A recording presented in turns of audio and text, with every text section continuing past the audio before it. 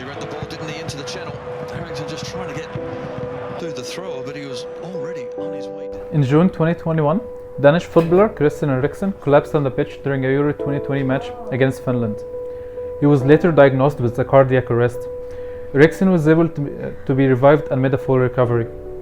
Heart attacks and cardiovascular diseases are the leading cause of death in the world. Cases of total CVD nearly doubled from 271 million in 1990 to 523 million in 2019. And the number of CVD deaths steadily increased from 12 million in 1990 to 18 million in 2019, representing 32% of all global deaths. Of these deaths, 85% were due to heart attacks and strokes. The mortality rate from CVD is much higher in third world countries, where access to healthcare is often limited. This means that people who experience a heart attack or other CVD event may not receive the treatment they need in time. Unfortunately, the situation is not much better in developed countries. In the United States, for example, CVDs account for 1 in 4 deaths. This is due to factors such as stress, high blood pressure, high cholesterol, smoking, obesity, and physical inactivity. Eriksen's case is a reminder that even young, healthy people can be at risk of sudden heart attack. Professor Sanjay Sharma, who put Eriksen through an annual battery of tests between 2013 and 2020, said Eriksen had no known history of heart problems. But what if there was a way to monitor and predict the risk of a sudden heart attack? What if you could know if you were at risk, so you could take the steps to prevent it? Fortunately, we are living in the era of AI, the leading technology that serves many industries, including medical field. Our solution aims to early predict the risk of having heart attack by collecting background information about the patient, such as age, gender, heart rate, blood pressure, etc. All data is processed through the AI model and the results are revealed on the app's UI. Our solution aims to alert patients and prevent sudden death, saving significant cost for patients, especially those in low-income countries. Additionally, thanks to a research published in Nature journal, we utilize retinal scan images to predict left ventricular end-diastolic volume, known as LVEDV, which can indicate the presence of heart disease. This method is easy to use, practical in the real world, and much cheaper than cardiovascular magnetic resonance, known as CMR, saving energy and costs for low-income countries. Magnetic resonance imaging, known as MRI equipment, alone costs from $100,000 to over $500,000, not to mention the amount of power consumed. For example, an MRI machine can use up to 12 megawatt-hour per month. The electrical consumption is equal to running 40 average houses for a month.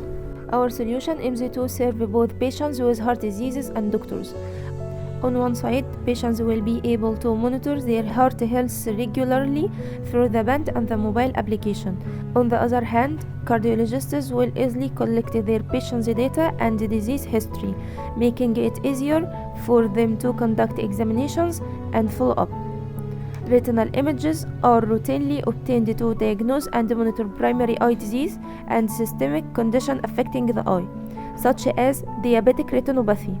Researchers have discovered that biomarkers on retinal images, for example, retinal blood vessel density, are associated with cardiac function and may identify patients at risk of coronary artery disease. We predict myocardial infarction in 2 stages. First stage, image-to-image translation model with 2 domains, retinal and CMR images. Second stage, a deep regressor is trained on the reconstructed CMR plus demographic data to estimate LV. For second stage, in order to save patients the costs of CMR X-rays, we use an image-to-image translator, specifically cycle-GAM model, with an attention mechanism to make sure that generator networks generate accurate reconstructed images. This makes the CMR images more related to retinal images. We designed 2 pairs of generators and discriminators to train the network, with each pair trained on of the 2 data channels, retinal and CMR images. For reconstructed images and demographic data, we applied the image masking to identify the LV, which is our target.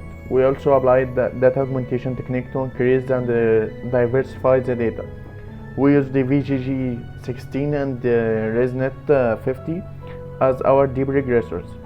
VGG is a 16-layer deep convolutional neural network specifically used for image recognition and processing pixel data. ResNet 50 is a group of blocks, each concerned with a specific part of the image. The last block is fully connected layer to produce the final prediction. We found that VGG has a lower loss function, so we further optimized it. To overcome the problem of internet loss or malfunction, especially in developing countries, we have a second model that uses demographic data only for predicting MI. For demographic data, we clean and analyze the data to gain insights. We apply feature selection technique to determine the importance of each feature. The next stage is modeling, where we use machine learning algorithms like linear regression, lasso, random forest, XGBoost, and so on. We also use fully connected neural networks and tune them for further optimization. For offline prediction and the emergency system, we use only demographic data. We utilize TensorFlow Lite to make offline prediction on the mobile app. We obtain the best model with a TF Lite extension, which enables us to deploy it with Firebase on the mobile app. The image regression model is deployed on the backend. The band we created is a prototype that only proves the concept of how to measure blood pressure using sensors instead of a cuff. The oximeter available can measure more accurately using the fingers than the rest, and the ECG sensor used has wires due to the difficulty to obtain components that are wireless in our country. The components used for data collection are ESP32. This core device processes sensor data and provides functionalities for IoT applications, Wi-Fi connectivity, and low-power communication. It enables data transmission to the mobile application. MAX 30102. This sensor measures two vital parameters, oxygen saturation O2 and heart rate HR. It utilizes an IR LED and a photodetector. The IR LED emits light to measure changes in blood vessels, and the photodetector converts the optical signal into electrical signals for calculating HR and O2. MBU 6050. The sensor includes a gyroscope that measures the force exerted on three axes, aiding in determining the person's position.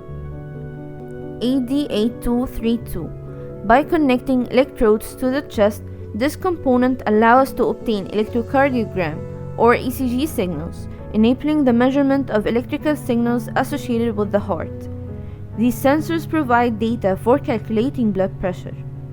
For communication and effective health monitoring, we display the sensor results in the mobile application. We consider two options, classic Bluetooth and BLE, or Bluetooth low energy. After evaluating their differences, we choose BLE due to its low power consumption, wider range, and faster data transfer speed. BLE operates on a client-server architecture consisting of a central device and a peripheral. To transmit data to the mobile application, we initiate scanning to establish a connection with the desired device. Once the connection is established, data can be sent and received. The GATT, or Generic Attribute Profile Protocol, governs this process. The collected data from the band will be visualized on the app, but beforehand, the user will have to register some information such as his medical states and emergency contacts, and the personal info is to make the app more compatible with our future work.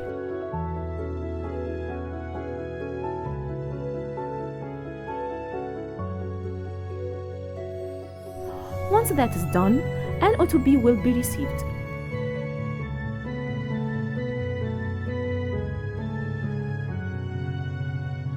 After that, the user can connect to the band via Bluetooth and starting viewing his vital. The user's state is in constant monitoring via our local model. If heart risk is detected, the user is notified.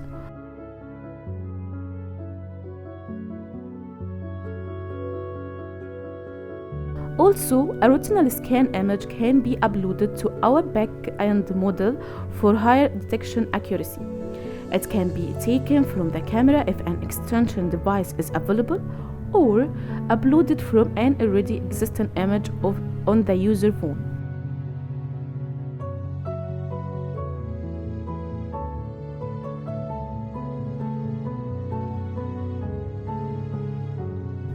Additionally, the user can edit his data or sign out from the app.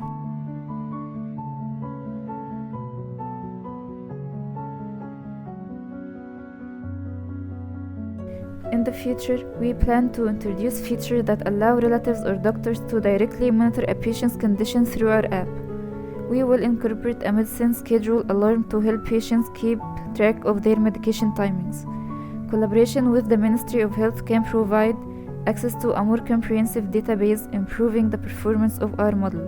Partnering with medical centers will enable the replacement of expensive diagnostic equipment like MRI and CMR, utilizing a fundoscope, which allow imaging of the retina as a mobile camera extension. The introduction of a sport mode feature will enable users to monitor their health status more effectively during physical activities. An emergency protocol feature will facilitate easier and faster assistance by allowing individuals trained in CPR to register in the application. The application will offer both paid and free features with specific details to be determined. Our overall goal is to enhance the performance and database of our system to provide improved healthcare services.